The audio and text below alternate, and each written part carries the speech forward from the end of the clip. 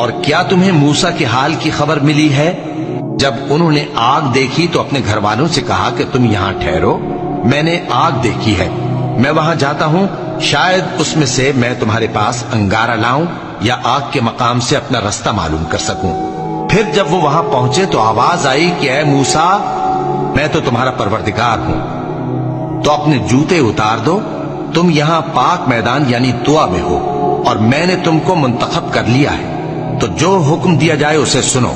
بے شک میں ہی اللہ ہوں، میرے سوا کوئی معبود نہیں، تو میری عبادت کیا کرو اور میری یاد کے لیے نماز پڑھا کرو۔ قیامت یقیناً آنے والی ہے، میں چاہتا ہوں کہ اس کے وقت کو پوشیدہ رکھوں تاکہ ہر شخص جو کوشش کرے اس کا بدلہ پائے، تو جو شخص اس پر ایمان نہیں رکھتا اور اپنی خواہش کے پیچھے چلتا ہے کہیں تم کو اس کے یقین سے روک نہ دے،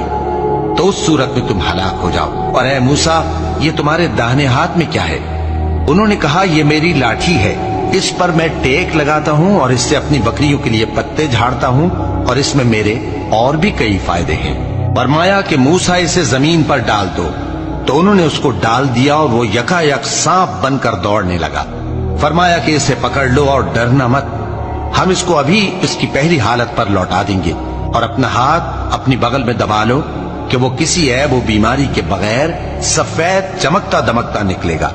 یہ دوسری نشانی ہے تاکہ ہم تمہیں اپنے بڑے بڑے نشانات دکھائیں۔ تم فرعون کے پاس جاؤ کہ وہ سرکش ہو رہا ہے، کہا اے میرے پروردگار، اس کام کے لیے میرا سینہ کھول دے اور میرا کام آسان کر دے، اور میری زبان کی گرہ کھول دے تاکہ وہ میری بات سمجھ لے، اور میرے گھر والوں میں سے ایک کو میرا وزیر یعنی مددگار مقرر فرما، یعنی میرے بھائی ہارون کو،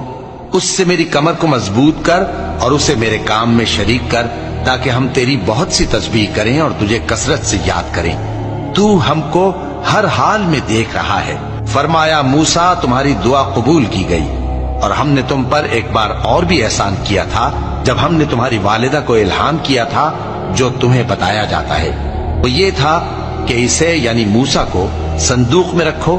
پھر اس صندوق کو دریا میں ڈال دو، تو دریا اس کو کنارے پر ڈال دے گا، اور میرا اور اس کا دشمن اسے اٹھا لے گا۔ اور موسیٰ، میں نے تم پر اپنی طرف سے محبت ڈال دی، اور اس لیے کہ تم میرے سامنے پرورش پاؤ۔ جب تمہاری بہن وہاں فرعون کے ہاں گئی اور کہنے لگی کہ میں تمہیں اس کا پتہ دوں جو اس کو پالے پوسے،